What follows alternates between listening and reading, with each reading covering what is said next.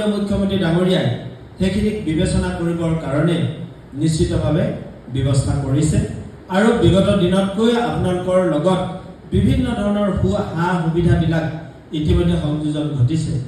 আজি তাৰিখত এগৰাকী যদি অংগনবাড়ী কৰ্মীৰ কেনেবাকৈ মৃত্যু হয়, ঈশ্বৰে নকৰক, কিন্তু তথাপি মানুহ মৰণি যেতিয়া কোনোবা এদিন আমি যামেই পৃথিৱীৰ পৰা, কিন্তু কোনোবা এগৰাকী যদি কৰ্মময় জীৱনত তেওঁ কাম চলি থকা বা ৱৰ্কিং পিৰিয়ডত বা তেওঁৰ যিটো চাকৰি জীৱন 60 বছৰৰ ভিতৰত যদি তেখেতৰ মৃত্যু হয়, তেতিয়াহ'লে তেখেতক এটা বিশেষ ইঞ্চুৰেঞ্চ কাভাৰেজ দিবৰ কাৰণেও চৰকাৰখনে ব্যৱস্থা কৰিছে।